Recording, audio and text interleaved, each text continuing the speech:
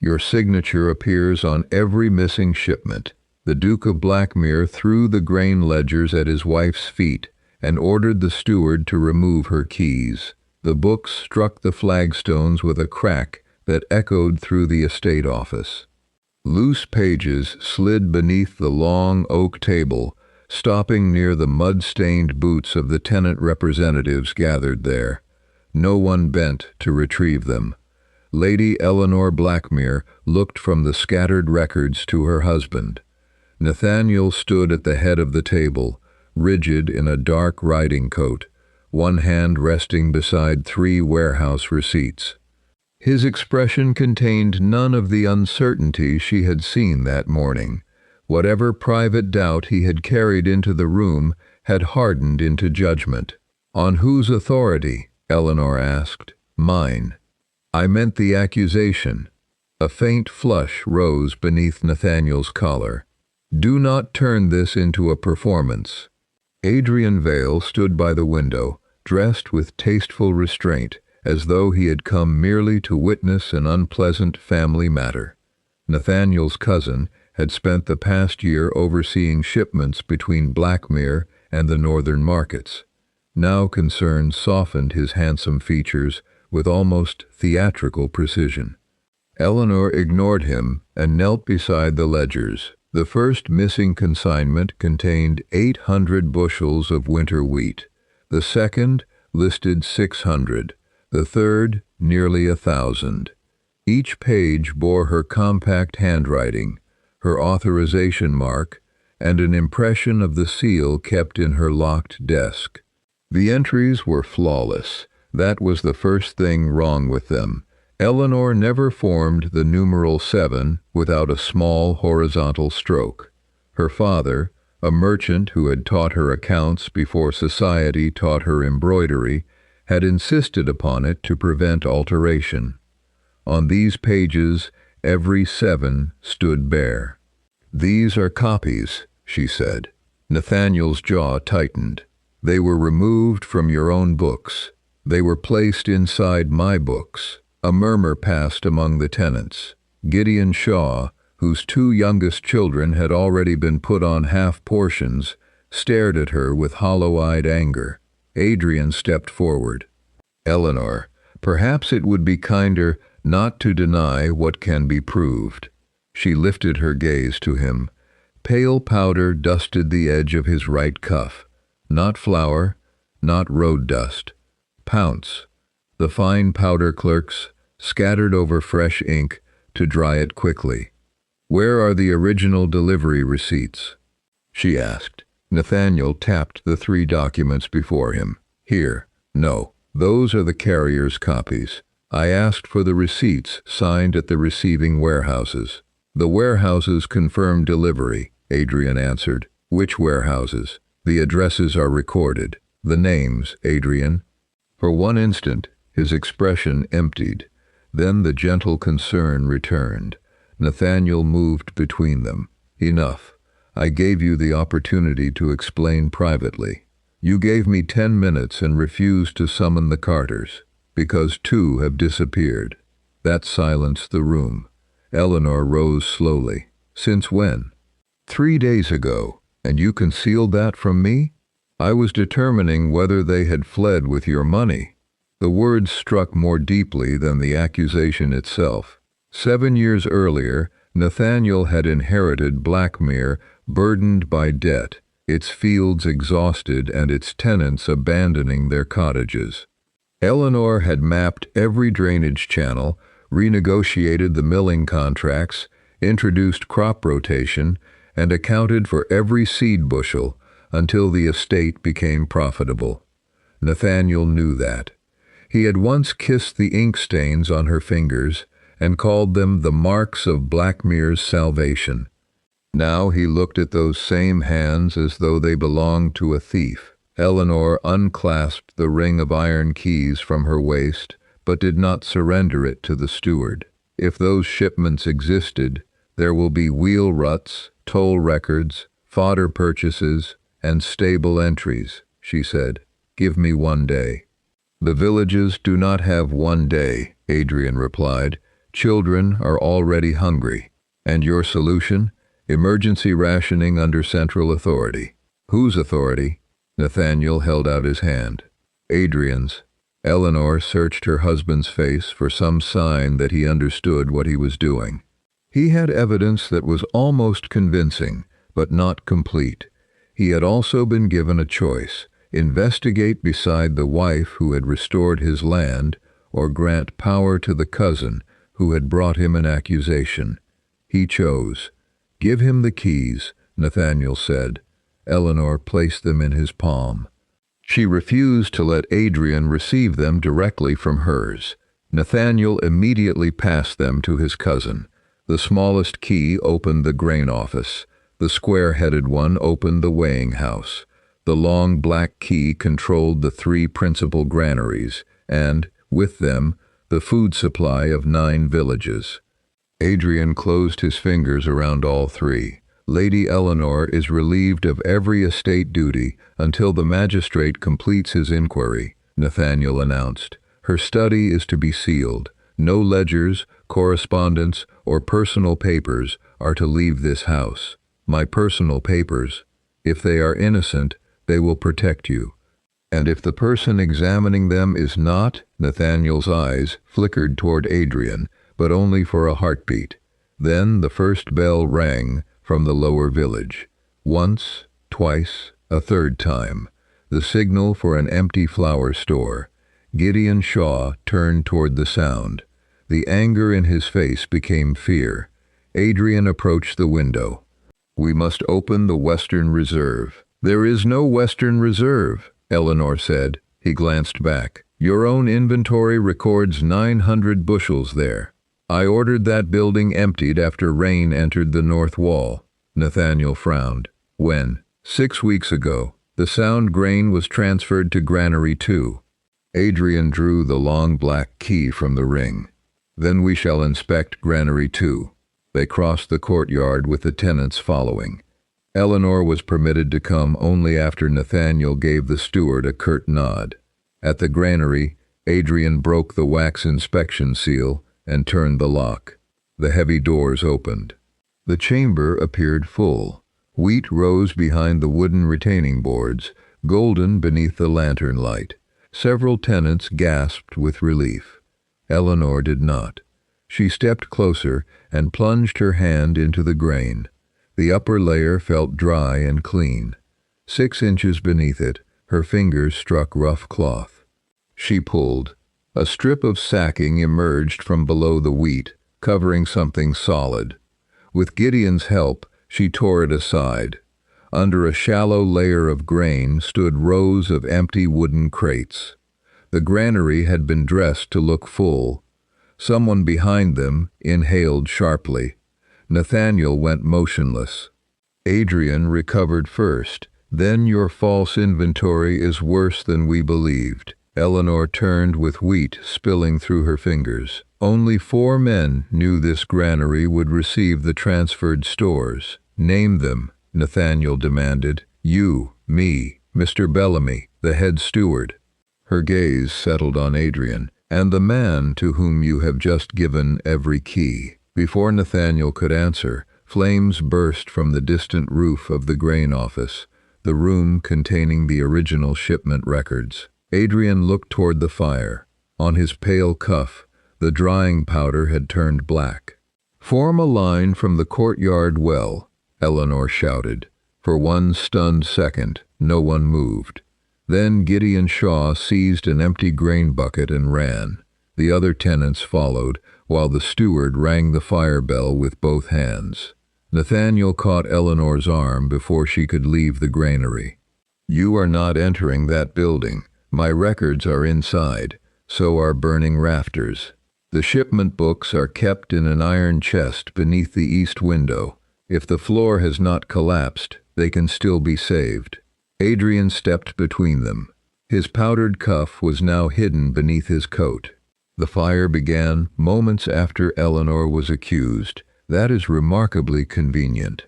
Eleanor turned on him. "I was standing beside you when it started, but anyone loyal to you could have said it." The accusation reached the tenants nearest the doors. Several stopped filling buckets and looked toward Eleanor. Nathaniel released her arm. Who else knew the records could disprove those receipts? Every clerk who understands bookkeeping. There are only two. Then summon them. Nathaniel's expression changed. Eleanor felt cold, despite the heat rolling across the courtyard. Where are they? Mr. Wren left the estate yesterday, Adrian answered. Young Thomas Pike has not reported for duty since morning. You dismissed Wren?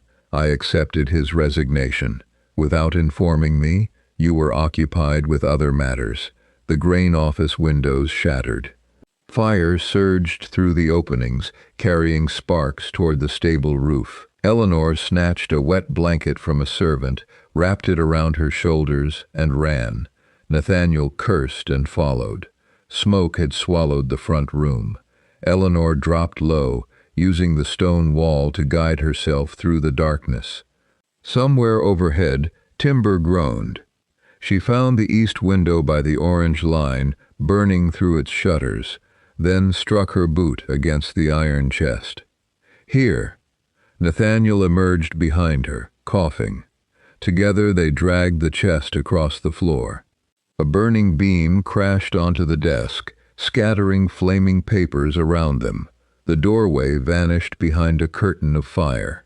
Nathaniel pulled Eleanor toward the window. He kicked the shutters outward, lifted her onto the sill, and shoved the chest after her. Hands caught Eleanor outside. Gideon and two farm hands dragged her onto the grass before reaching back for Nathaniel. He landed hard beside her as the roof collapsed. For several moments, they lay coughing beneath a rain of sparks. Nathaniel's sleeve had burned through near the shoulder. Eleanor smothered the glowing fabric with her wet blanket. His gaze met hers. For a heartbeat, he looked like the man who had once worked beside her through an entire night to save flooded cottages. Then Adrian arrived, and the distance returned to Nathaniel's face. The chest, Eleanor said. The iron had blackened, but its lock remained intact. Nathaniel reached for it. Eleanor placed her hand over the lid. My keys were taken. He looked toward Adrian. The grain office key. Adrian selected one from the ring and inserted it. The key turned, but the lid did not open. The heat has warped the lock, he said. No, Eleanor replied. That is the wrong key. Adrian examined it with a faint frown. It came from your ring. The grain office key has 3 teeth. That one has 4. The tenants gathered closer. Nathaniel held out his hand. Adrian gave him the entire ring. Nathaniel searched it twice, then looked at Eleanor. There is no 3-toothed key, because someone replaced it before the fire. Adrian gave a quiet, incredulous laugh. Are we now to believe I exchanged keys in a courtyard full of witnesses? I do not yet know when it was exchanged, but you intend everyone to know whom you suspect. I intend them to notice that the fire destroyed the room only minutes after you gained possession of its key. Nathaniel stood between them, soot streaking his face. The accusations end here. We open the chest in my study with the magistrate present. If the records remain inside, Eleanor said. 2 footmen carried the chest into the house, under Nathaniel's direct supervision. Eleanor followed, but the steward blocked the staircase. His Grace ordered your rooms searched. My clothes too? I am sorry, Your Grace. She looked past him. Servants were carrying drawers, writing cases, and correspondence from the private apartments she had occupied since her wedding. The humiliation had become deliberate theater. Every person in Blackmere House would know by nightfall that its duchess was treated as a criminal. At the entrance to her study, 2 constables stood beside a broken lock. Eleanor stopped. Nathaniel had said the room was to be sealed. Someone had already entered it. She pushed between the constables. The shelves had been emptied, the carpet rolled back, and her desk drawers overturned. A blue ribbon lay across the floor beside letters Nathaniel had written during the early years of their marriage. Adrian stood near the fireplace holding a small velvet purse. "What is that?" Nathaniel asked. Adrian loosened its cord and poured 3 gold sovereigns into his palm.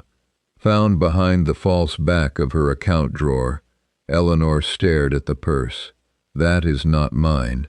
A constable reached into the opening and drew out a bundle of folded banknotes. Gideon Shaw, who had followed them inside, made a bitter sound. The amount represented more money than his family might see in 10 years. Nathaniel's face closed. "Search everything," he ordered. Eleanor crossed to the desk and inspected the narrow compartment. Her father had built it for storing estate seals. The inner edge showed a pale scrape in the walnut, fresh damage left by a metal tool. Then she noticed a folded corner of paper beneath the lowest drawer. She pulled it free before Adrian could stop her. It was a toll receipt for one of the supposedly missing grain wagons, dated 9 days earlier. The destination was not a northern warehouse. It named St. Orison's Abbey, an abandoned monastery beyond the eastern boundary. At the bottom appeared the mark of the carter who had vanished. Beside it, written in hurried pencil, were 4 words: "Thomas Pike saw everything." A crash sounded from the courtyard. Someone screamed that a boy had fallen from the granary loft. Eleanor reached the window as 2 men carried a limp figure into the light. Ink stained his fingers. It was Thomas Pike, and tied around his wrist was the missing 3-toothed key. Thomas Pike was still breathing. Eleanor reached him before the men could carry him farther. Blood darkened the hair above his left ear, and his right leg bent at an unnatural angle. She pressed 2 fingers beneath his jaw. "Take him to the morning room," she ordered, pressed 2 fingers beneath his jaw. "Take him to the morning room," she. "Keep his head level. Do not give him brandy." Adrian came down the steps behind her. He should be moved to the village surgeon. The road would kill him. Nathaniel looked at the key tied around Thomas's wrist. How did he get into the granary loft? No one answered. Eleanor examined the cord. It had been wrapped twice and knotted beneath the boy's wrist, where an unconscious man could not have tied it himself. This was placed on him after he fell. Adrian crouched beside her. Or he tied it there because he stole it. With a broken leg and blood running into his eyes? He may have climbed there to hide. Eleanor lifted her head. From whom? Adrian did not answer. Nathaniel ordered 2 footmen to carry Thomas inside. Eleanor followed them into the morning room, swept porcelain ornaments from a narrow table, and had the boy laid upon it. She cut away his trouser leg with sewing scissors, while Mrs. Finch, the housekeeper, brought clean linen and boiled water. The bone had not broken through the skin. That gave him a chance. "Send for Dr. Mercer," Eleanor said. "Use the fastest horse." Nathaniel stood in the doorway. "The magistrate is already on his way. A magistrate cannot set a leg. He can question Thomas. If Thomas wakes." Nathaniel flinched. Eleanor cleaned the wound above the clerk's ear. Beneath the blood lay a narrow swelling rather than the ragged injury expected from striking the granary floor. She leaned closer and found tiny grains of gray grit embedded in his hair. Stone dust. The granary loft was built entirely of timber. "He was injured somewhere else," she said. Adrian folded his arms. "You cannot know that. There is mortar in the wound. Someone struck him against stone, then carried him to the loft. Or he fell against the outer wall while climbing. The outer ladder was removed last month." Nathaniel looked at the head steward. "Bellamy? That is correct, Your Grace. The lower rungs had rotted." Eleanor turned Thomas's hands palm upward. Ink stained 3 fingers, but fresh abrasions crossed both wrists. He had been bound. Nathaniel saw them too. "Clear the room," he ordered. Adrian remained. "Surely you do not mean me. I mean everyone. For the first time, the cousins looked less like allies than men measuring the distance between them. Adrian bowed and left without protest. Nathaniel waited until the door closed. You believe he was attacked? I believe evidence was tied to an unconscious boy and placed where we would find him. To make him appear guilty or dead? Nathaniel's face tightened. You think Adrian ordered it? I think Adrian lied about the grain. I think he had drying powder on his cuff after altered pages appeared in my ledgers. I think he accepted keys he knew did not match their locks. You have noticed suggestive details. That is not proof. No, proof was in the office that burned. His gaze dropped to her soot-blackened sleeve. You still believe I should have ignored documents carrying your signature? I believe you should have investigated before giving control of Blackmere's food to the man who produced them. The words settled between them. Nathaniel looked toward Thomas. What would you have me do now? Close the estate gates. Search every cart leaving Blackmere. Send men you trust, not Adrian's men, to St. Orison's Abbey. You found that name in your study. Beside money you deny hiding. The toll receipt could also have been planted. Then why trust it? Because whoever planted the gold wanted us to find it. The receipt was trapped beneath the drawer where they did not see it. Nathaniel paced once to the windows and back. If I send riders openly, anyone at the Abbey will flee. Then send one man quietly. Whom? Eleanor considered the household. Adrian had appointed several new guards during the summer. Bellamy had access to every room. Even the constables had arrived before the magistrate summoned them. Gideon Shaw, she said. A tenant farmer? A former cavalry scout. He also has 2 hungry children, so he cannot be bought with promises that the grain shortage is harmless. Nathaniel's mouth tightened, but he nodded. The movement was small. It was not an apology, nor a restoration of trust.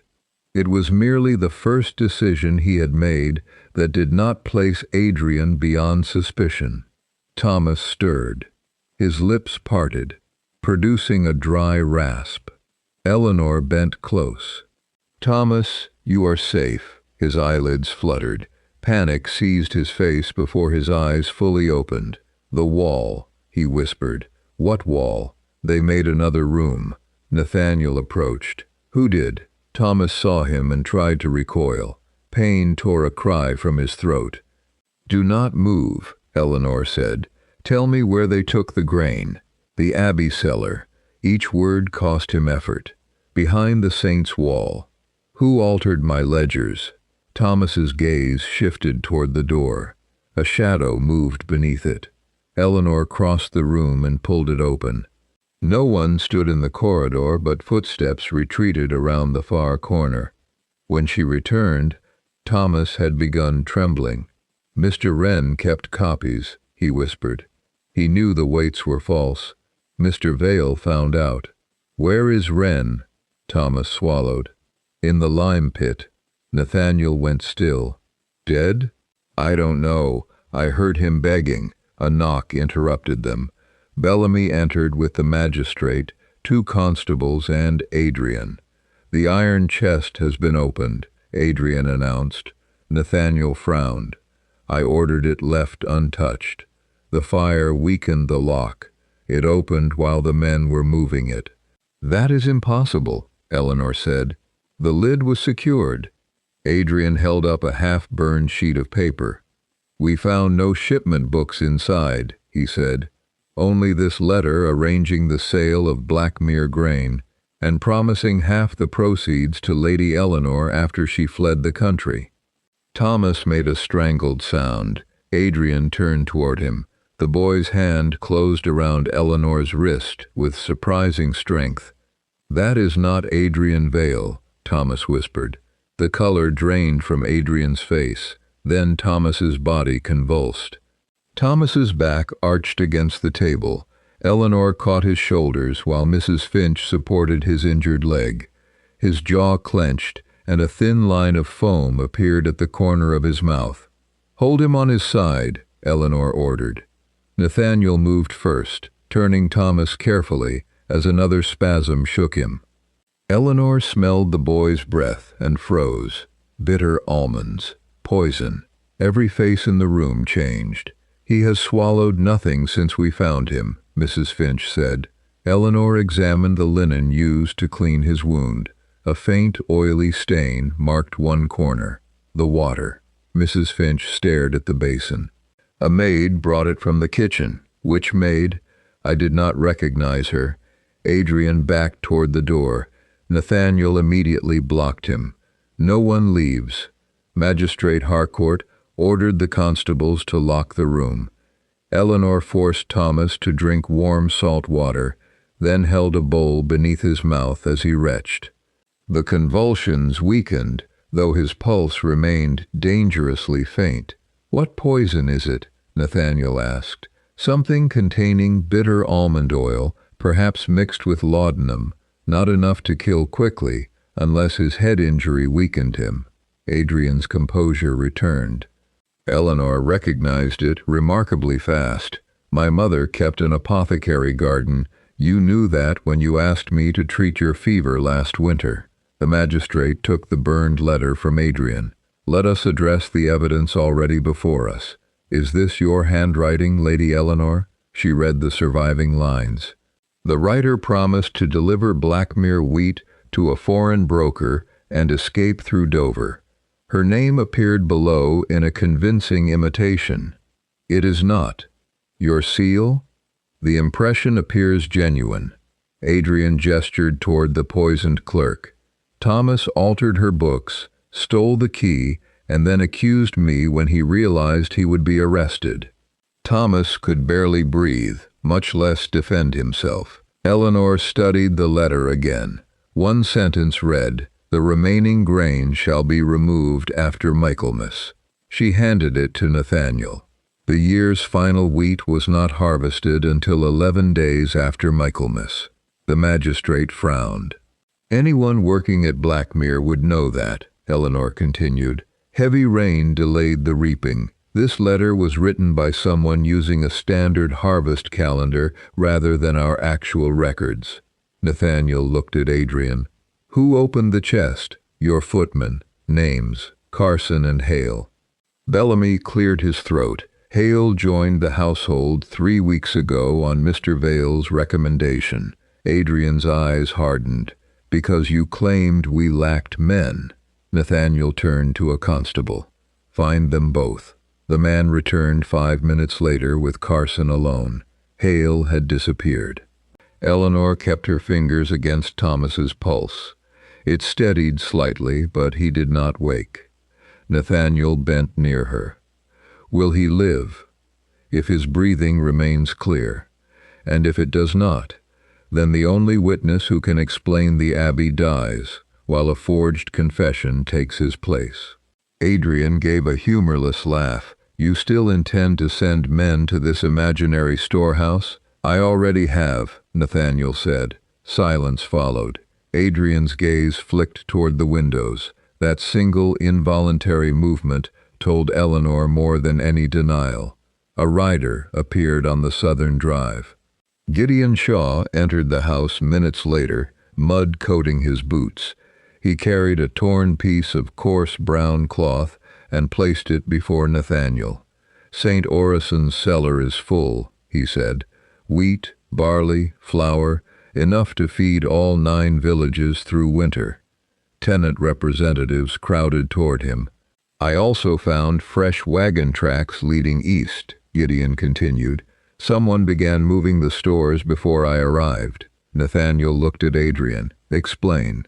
"My duties include purchasing grain," Adrian said. "I may have stored reserves there for protection." "Then why report them missing?" "I did not prepare Eleanor's ledgers." "No," Eleanor said. "You merely discovered them." Gideon laid the brown cloth on the table. "There is another matter. A passage runs behind the cellar wall. I heard a man inside, but the entrance had been mortared shut." "Mr. Wren," Thomas murmured. His eyes opened only halfway. Eleanor leaned near him. "You said that man is not Adrian Vale. What did you mean?"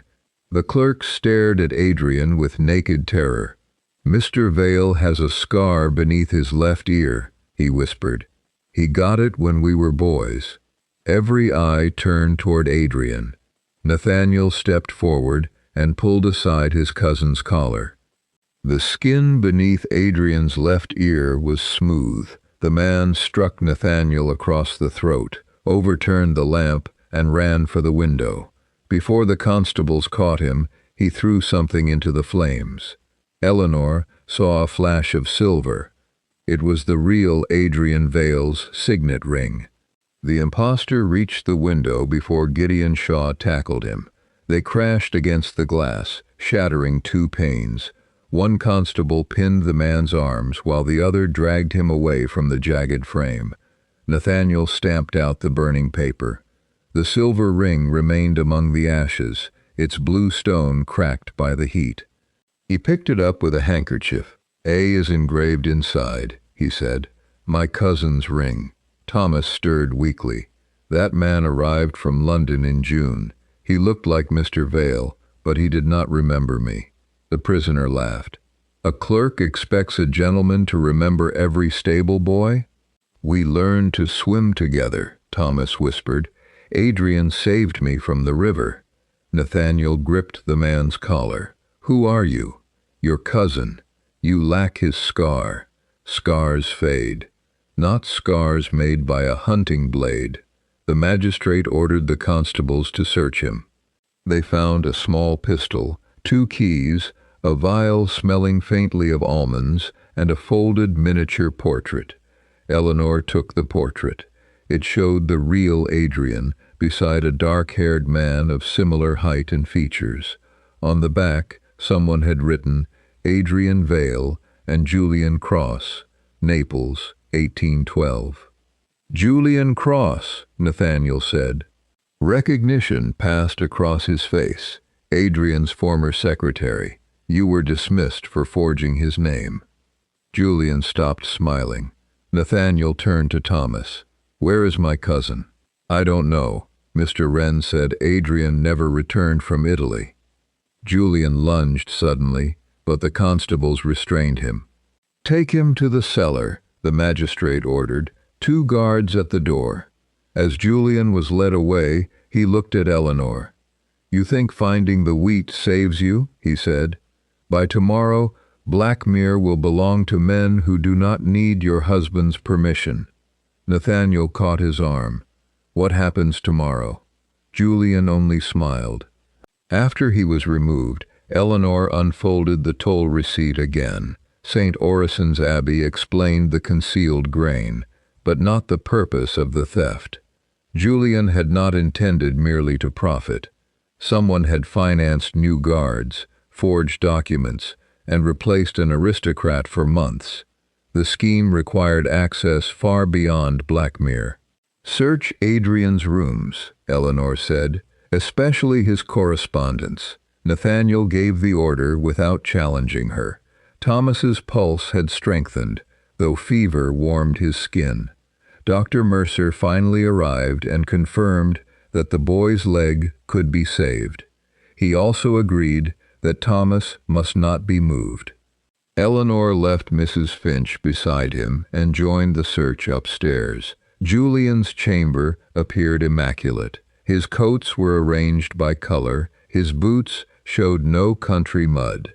Eleanor inspected the writing desk, while Nathaniel opened a traveling trunk. "You warned me about him," Nathaniel said quietly.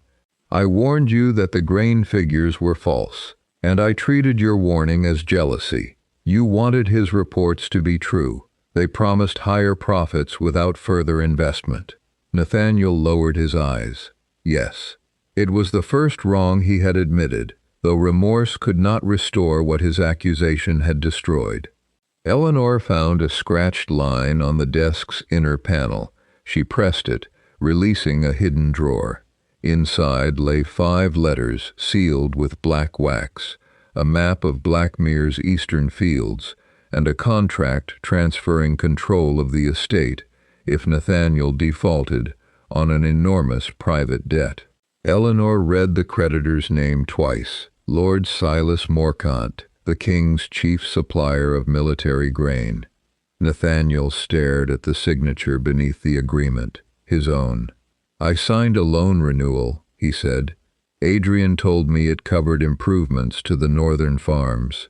"You signed without reading the complete document." "I trusted him." "You refused that same trust to me." He did not defend himself. The repayment deadline was noon the following day. Failure would grant Morcant control of Blackmere's granaries, mills, transport roads, and eastern farms. "They manufactured a shortage," Eleanor said. "Then offered you borrowed money to survive it." Nathaniel looked at the map. A red circle had been drawn around St. Orison's Abbey. A second circle marked the abandoned lime quarry. Gideon entered, carrying a dust-covered leather case. "We broke through the hidden wall," he said. "Mr. Wren is alive." "And Adrian?" Nathaniel asked. Gideon's expression darkened. "We found another prisoner beside Wren. He claims to be your cousin, but tomorrow's contract bears his witnessed signature." Nathaniel unfolded the final page. Adrian Vale had signed as the man legally certifying Nathaniel's ruin. The real Adrian Vale entered Blackmere House on a stretcher. Months of confinement had hollowed his face, and a scar cut clearly beneath his left ear. He could scarcely lift his head, but when he saw Julian's miniature portrait on the desk, recognition sharpened his eyes. "He took my papers in Naples," Adrian said. "Morcant's men seized me before I reached England." Nathaniel knelt beside him. "Did you witness my loan contract?" "No." The answer brought no relief. A false witness might invalidate part of the agreement, but Nathaniel's signature remained genuine. Mr. Wren was carried into the adjoining room. Lime burns marked his hands, yet he insisted on speaking. "Lord Morcant bought the missing wheat through false companies," the old accountant said. "Julian altered the estate ledgers and made her grace appear responsible. Once the villages rioted, Blackmere's value would collapse."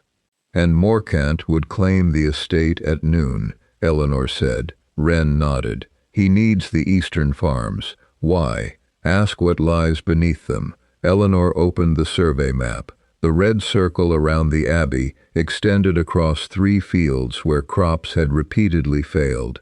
She had blamed poor drainage, although the soil there dried faster than anywhere else. "An underground road," she realized. Adrian managed a faint nod. "Medieval tunnels connect the abbey to the river.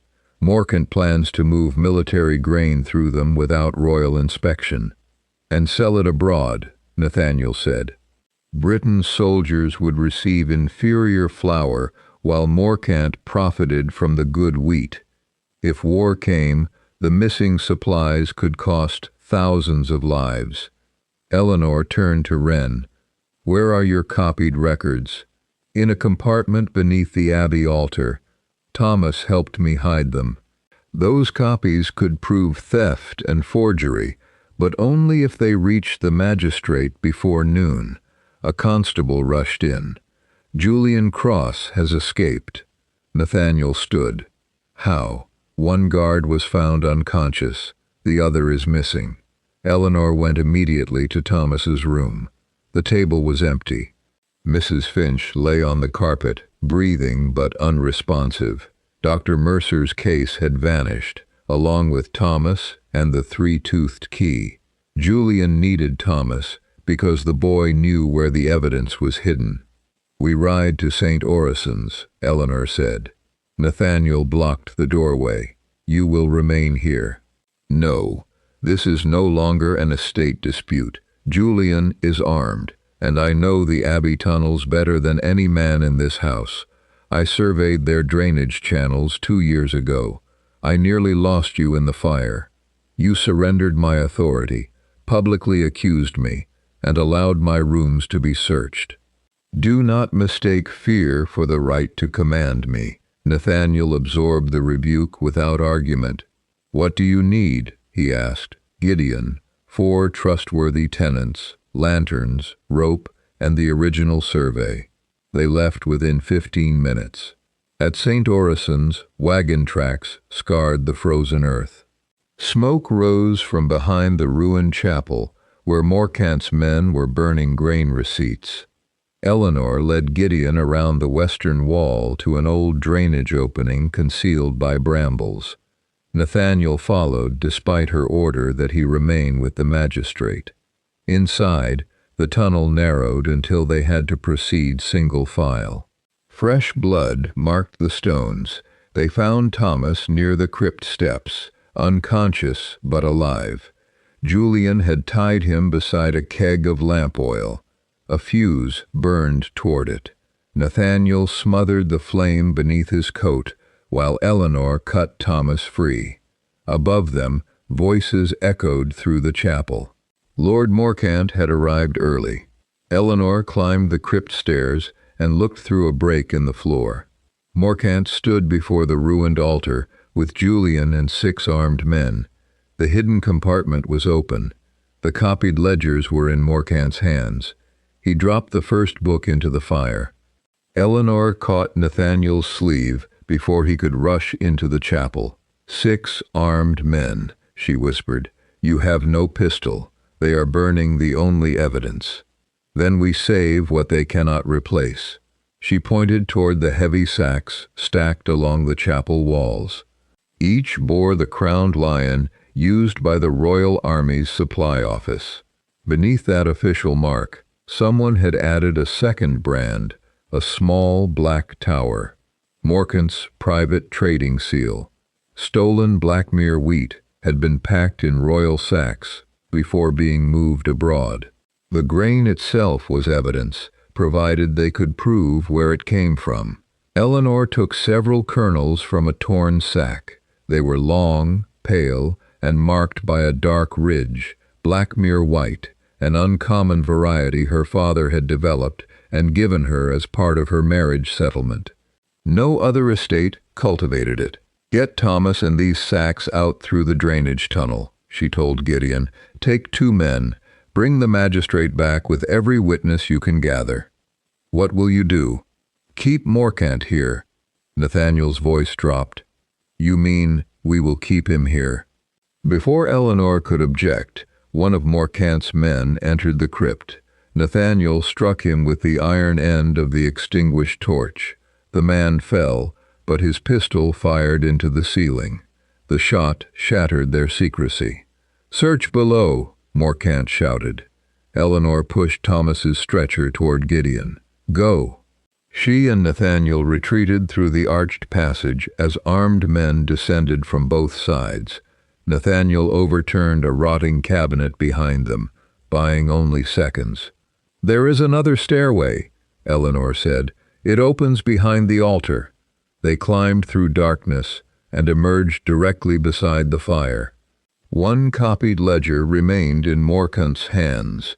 Eleanor seized an iron candlestick and struck his wrist. The book fell onto the edge of the flames. She kicked it aside, but Julian caught her from behind and dragged her against him. A blade pressed beneath her ribs. Nathaniel stopped.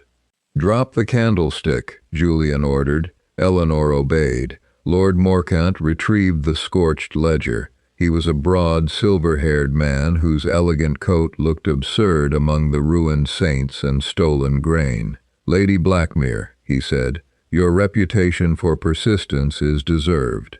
You built this scheme on forged records and an actor wearing another man's name. Persistence was hardly required to find its weaknesses. Morcant smiled. Yet your husband believed everything placed before him. Nathaniel's expression darkened, but Eleanor did not look away from Morcant. That was your greatest advantage, she said. Not Julian's resemblance, my husband's vanity. Nathaniel accepted the blow in silence.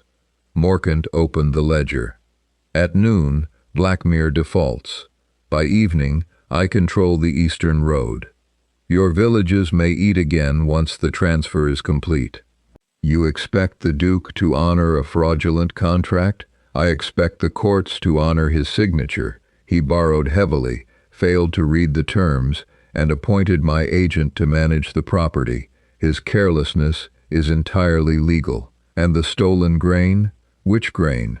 The records identify Lady Blackmere as the seller. Julian tightened his hold on Eleanor. We should leave. Not yet, Morcant replied. We still need her seal. Eleanor understood. Without the genuine seal, Morcant could not complete the final transfer documents. The impression used on the forged receipts had been copied, but a property conveyance required the original matrix. You searched my desk and did not find it, she said, because you moved it. It controls land held under my marriage settlement. Nathaniel cannot surrender those fields without it. Morcant's smile disappeared. Where is the seal?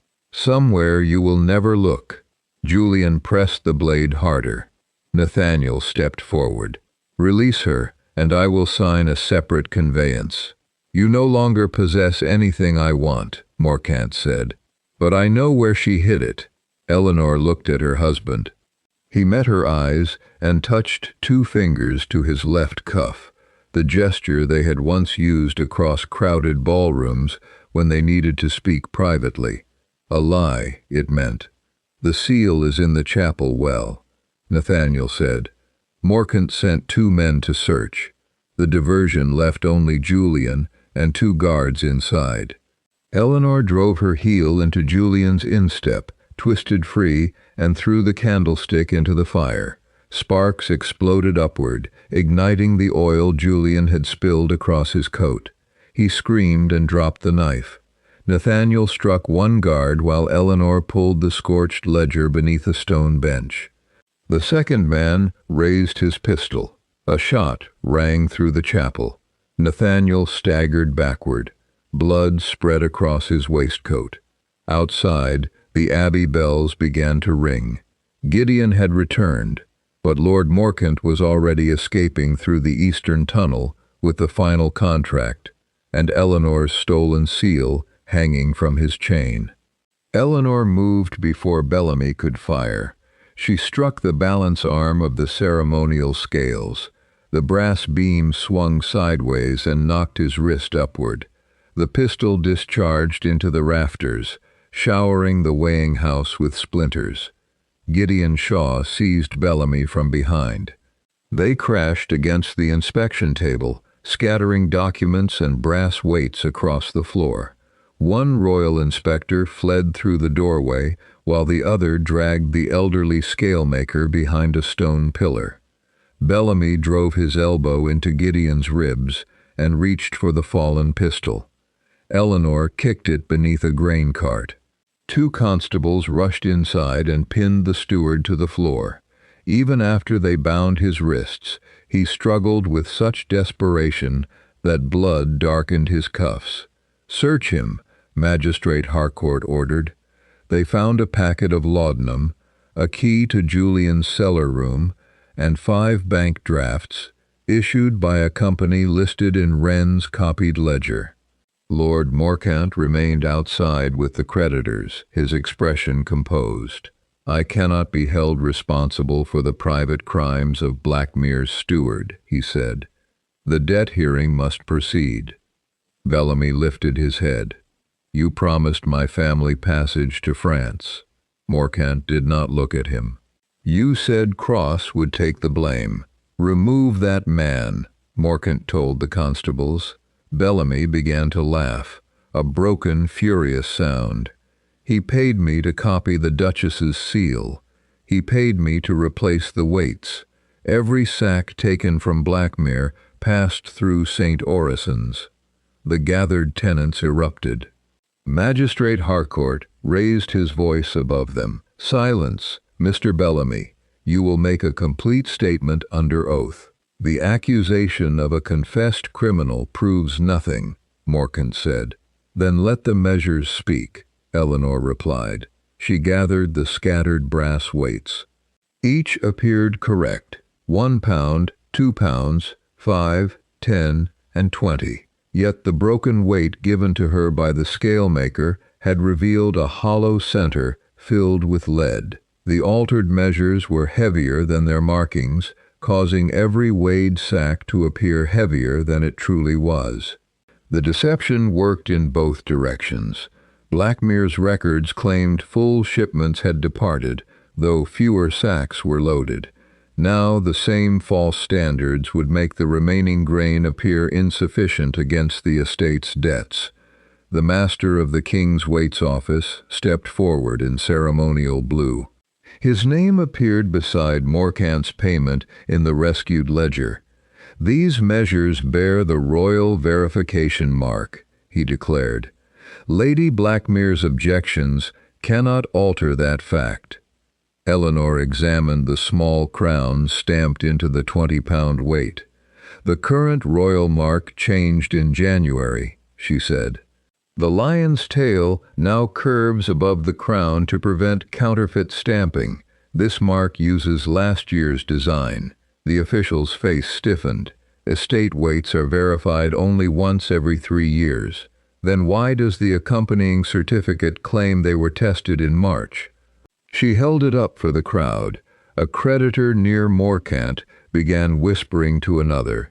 The scale maker emerged from behind the pillar. "I made Blackmere's original weights 12 years ago. Every piece carries my initials beneath the base." Eleanor turned over the 10-pound measure. The underside was blank. The royal official stepped backward. Harcourt signaled to a constable, but Morcant raised one gloved hand. "Even if the weights are counterfeit, the Duke's debt remains. At noon, his estate passed legally into my control." The chapel clock sounded in the distance. 1, 2. The final stroke faded. Morcant removed the contract from his leather case and laid it on the table. Nathaniel's signature appeared above Adrian Vale's false witness mark.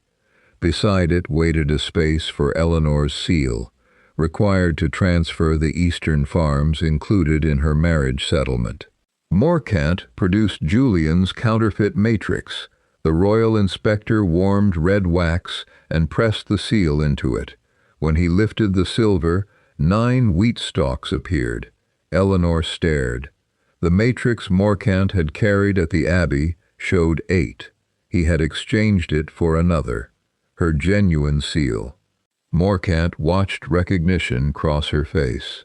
"Did you imagine your desk was the only place we searched?" Eleanor kept her voice steady. "Where did you find it?" "In a location your husband disclosed." The accusation was carefully aimed. Tenants turned toward Blackmere House, where Nathaniel lay wounded. Even now, Morcant hoped to widen the rupture between Duke and Duchess. Eleanor examined the wax more closely. The 9th wheat stalk leaned slightly left, exactly as it did on her true seal. Yet a tiny crescent appeared beneath the ribbon binding the stalks. A crescent she had never seen. Then she understood. Her father had commissioned 2 matrices when the marriage settlement was written. Eleanor held one. The other remained with the London trustee who protected her property rights. Morcant had corrupted, or replaced, the trustee. "This seal may be genuine," she said, "but you obtained it without my consent. The settlement requires the impression, not your presence. It also requires independent confirmation from the trustee." Morcant gestured toward a carriage. A thin man in a brown legal coat stepped down. Mr. Edwin Sallow had managed Eleanor's marriage trust since her father's death. He avoided her eyes as he approached the table.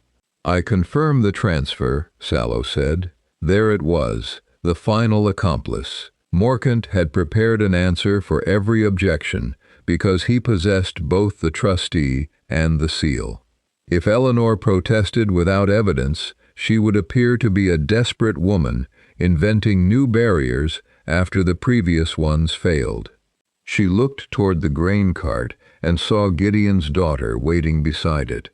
The girl held the handful of black husks she had slipped into Eleanor's glove on the day of the accusation. Not black husks, Eleanor realized now, seed casings from Blackmere white. The grain stored at St. Orison's was not merely estate property. Blackmere white remained legally part of Eleanor's father's patented agricultural stock, named specifically in the marriage settlement. It could not be sold, pledged, or transported without her written permission. Morcant had stolen property the debt contract never covered. Eleanor poured the pale kernels from her pocket beside the black casings. Before this hearing continues, the grain must be identified. Morcant's calm finally cracked. A variety of wheat has no bearing on a signed debt. This one does. She instructed the scale maker to split a kernel lengthwise. Its dark central ridge matched the casing perfectly. Eleanor faced the creditors and tenants. Every sack found at St. Orison's contains Blackmere white. I own the breeding rights, the seed stock, and all proceeds under my marriage settlement. Lord Morcant, therefore, manufactured Nathaniel's insolvency by stealing assets that never belonged to the Duke. Harcourt examined the settlement. "She is correct," he said. "The alleged shortage cannot be used to prove default until ownership and value are determined." Morcant snatched the contract from the table. "Then the matter will be decided in London." He turned toward his carriage, but a line of tenants blocked the drive. Another carriage appeared beyond them. Nathaniel sat inside, pale and bandaged, with Dr. Mercer beside him. In his hand rested the iron chest rescued from the fire. The chest had a second compartment, Nathaniel said as he stepped down. "One my wife designed, and I never bothered to learn about." He opened it. Inside were Eleanor's original harvest books, the true inventory, and a sealed packet addressed to the Crown. Morcant reached for his pistol. Nathaniel drew his own first. "You accused my wife because I made it easy for you," he told Morcant, "but she will be the one who ends this." Eleanor broke the Crown's seal. The first page was a royal order commanding that every military grain supplier named within be arrested for treason. Lord Silas Morcant's name headed the list. Lord Morcant's hand stopped above his coat. Nathaniel kept the pistol aimed at his chest, while Magistrate Harcourt took the royal order from Eleanor. The document had been prepared by an investigator from the Crown Supply Commission after Mr. Wren secretly sent him copies of suspicious military contracts. Wren had hidden the reply inside Eleanor's iron chest, knowing Morcant's agents were watching the post. The order had lacked only proof connecting Morcant's companies to stolen grain. That proof now surrounded them. Royal sacks bearing his private Tower brand stood inside the weighing house. His payments appeared in Wren's ledger. Counterfeit measures lay across the inspection table. Bellamy carried Morcant's bank drafts, and Blackmere white grain had been recovered from St. Orison's Abbey. Harcourt faced the constables. "Arrest Lord Morcant, Edwin Sallow, and the master of the King's Waits Office." Morcant moved with startling speed. He seized Gideon's daughter and pressed a small pistol beneath her chin. "Clear the drive." No one moved. Eleanor saw the weapon trembling in his hand. He was accustomed to purchasing obedience, not confronting people who had ceased to fear him. "The river exit is blocked," she said. "Your carriage horses have been unharnessed, and every road belongs to tenants whose children you tried to starve." Morcant tightened his grip on the girl. "Then one child will pay for their courage." Eleanor picked up the 20-pound counterfeit weight. "You built everything upon the belief that hungry people would turn against one another," she said. "Look around you." Gideon stood perfectly still, but a dozen tenants had formed a silent half-circle behind Morcant. The scale maker held the weighing beam like a staff. Even Blackmere's servants blocked the doors. Eleanor dropped the brass weight onto the stone floor. Its hollow shell split apart. Lead fragments rolled beneath Morcant's boots. He glanced down instinctively. The girl bit his hand and pulled free. Gideon struck the pistol aside before Morcant could fire. Nathaniel caught the weapon, and the tenants forced Morcant to his knees among the broken pieces of his own fraud.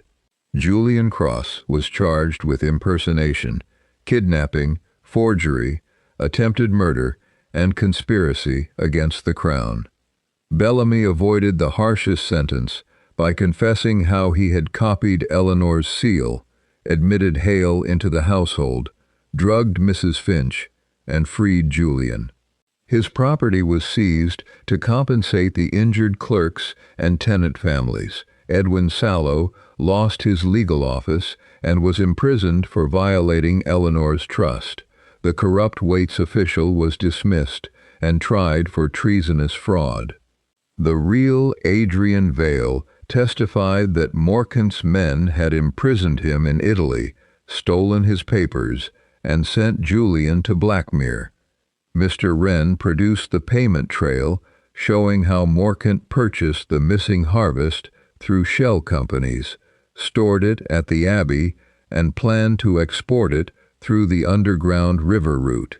His design had been simple in principle and ruthless in execution. First, Julian used Adrian's identity to win Nathaniel's confidence. Bellamy then replaced Eleanor's accounts, planted money in her desk, and supplied forged receipts bearing a copied seal. False weights concealed how little grain left each granary, while staged upper layers made the stores appear full. Once Nathaniel blamed Eleanor and transferred authority to Julian, Morcant's men obtained every key, road, warehouse, and record they needed. The fire destroyed evidence. The poisoned Thomas and imprisoned Wren were meant to remove the witnesses. A manufactured famine would force Nathaniel to default on the deceptive loan agreement, giving Morcant access to the tunnels beneath the eastern fields. Yet Morcant had miscalculated one thing from the beginning. He understood Nathaniel's pride, but not Eleanor's knowledge. She recognized false handwriting, counterfeit measures, altered grain, impossible harvest dates, and the legal protection attached to Blackmere White. Every skill her husband had dismissed became a link in the chain that saved the estate. 3 weeks later, Nathaniel summoned the tenants, servants, creditors, and magistrates to the same courtyard where he had accused his wife. His wounded shoulder remained bound beneath his black coat. Eleanor stood several paces away, not beside him. "My wife did not steal Blackmere's harvest," he announced. "She produced it, protected it, and recovered it after I handed authority to the men who stole it." No one applauded. Nathaniel had not called them there for admiration. "I accused her publicly without testing the evidence. I ignored her warnings because Adrian's supposed reports promised profit without sacrifice. I permitted her rooms to be searched, stripped her of authority, and used the hunger of my tenants to justify humiliating her. Lord Morcant exploited my choices, but he did not make them for me." His voice faltered, then strengthened. "Lady Eleanor Blackmere is innocent. I was wrong." Before the assembled witnesses, Nathaniel signed documents restoring Eleanor's name in every estate and court record. He transferred the granaries, mills, and agricultural accounts into an independent trust under her control. He returned the eastern farms to the sole protection of her marriage settlement and surrendered any claim to profits from Blackmere White. He also sold his London residence to repay every tenant for the inflated grain charges imposed under Julian's authority. Thomas Pike received funds for his recovery and a permanent appointment as Eleanor's chief clerk. Mr. Wren was granted a pension and a cottage of his choosing. Nathaniel offered Eleanor the ring of iron keys. She took them, but not his hand. "I do not expect forgiveness," he said quietly after the courtyard emptied. "That is the first reasonable thing you have expected of me in months." Pain crossed his face. He did not ask her to soften the truth. "Will you remain at Blackmere until spring? The villages need planting plans, and the trust must be secured. And after spring, I will establish an agricultural school on my father's estate. Women who are told their knowledge is merely decorative will learn accounting, land management, and crop science." Nathaniel looked toward the granaries she had saved. "May I write to you?" "You may write. I decide whether to answer." He bowed his head. "Understood." Winter passed without famine. The recovered wheat fed all 9 villages, and the crown purchased Blackmere white directly from Eleanor under transparent measures. Thomas regained the use of his leg. Adrian returned to Italy after testifying, while Morcant's lands were seized to compensate the military supply office and the estates he had defrauded. On the first morning of spring, Eleanor stood before the open granary. Months earlier, Nathaniel had placed its keys in another man's hand while accusing her of betrayal. Now he waited several steps behind her as she locked the doors herself. A carriage stood ready for the journey to her new school. Eleanor slipped the iron keys into her traveling case, entered the carriage, and gave the driver her own destination. Nathaniel did not try to stop her. When the wheels began to turn, she did not look back. Eleanor caught Nathaniel before he struck the floor. The ball had entered beneath his right shoulder, missing his heart, but tearing through flesh with terrifying force. She pressed both hands against the wound. "Stay awake." His face had gone gray. "The seal is not mine." Across the chapel, Morcant disappeared into the eastern tunnel with the silver matrix swinging from his chain. Eleanor had recognized it instantly. Her true seal bore 9 wheat stalks. The copy showed only 8. Julian had manufactured another false instrument. The abbey doors burst open. Gideon entered with Magistrate Harcourt, 4 constables, and more than 20 tenants. Morcant's abandoned guards surrendered, but the eastern passage was already empty. "Follow him," the magistrate ordered. "No," Eleanor said. "That tunnel divides beneath the fields. He will reach the river before you choose the correct branch." She looked at the rescued ledger under the stone bench. Its outer pages were burned, but the central accounts remained intact. Combined with the marked grain sacks and Wren's testimony, it proved theft. It did not prevent the legal seizure scheduled for noon. Nathaniel gripped her wrist. "Stop the contract." Dr. Mercer arrived and cut open the Duke's waistcoat. Eleanor remained until he confirmed that the ball had passed through cleanly. "You will live," she told Nathaniel. His eyelids lowered. That sounded almost like disappointment. It was information, not forgiveness. A faint, pained smile touched his mouth. Fair. She left him in the physician's care and opened the surviving ledger. Morcant's payments appeared under false company names, but one entry caught her attention, an enormous sum paid to the master of the King's Waits Office. The altered brass measures had not been made merely to steal grain. Morcant intended to present them as Blackmere's official standards during the debt hearing. With false weights, the estate would appear to possess far less grain than it truly did, proving insolvency. Eleanor showed the entry to the magistrate. "Where will the hearing occur?" she asked. "Blackmere's weighing house." Lord Morcant requested an official inspection at noon. "He will return?" "He must. Without appearing as creditor, he cannot claim the estate." Gideon frowned. "Then why flee?" "To arrive publicly by the main road," Eleanor said. "He will deny ever being here." His men will remove the stolen grain through the river tunnels while he performs innocence before witnesses. She checked the chapel clock. 10:40. They had 80 minutes. Eleanor divided the group. Gideon took tenants to block the river exit. Harcourt escorted the rescued evidence to Blackmere under guard. 2 constables remained with Julian, whose burned arm had been bound. Before leaving, Eleanor crouched beside him. "Where did Morcant obtain the mold for my seal?" Julian looked away. "The matrix he carries is imperfect," she continued. "When it fails at the hearing, he will blame you." Fear disturbed his defiance. "He already abandoned you," she said. "Give me the name of the engraver, and the magistrate may record your cooperation." Julian swallowed. "Peter Crewe. Silver Lane, London."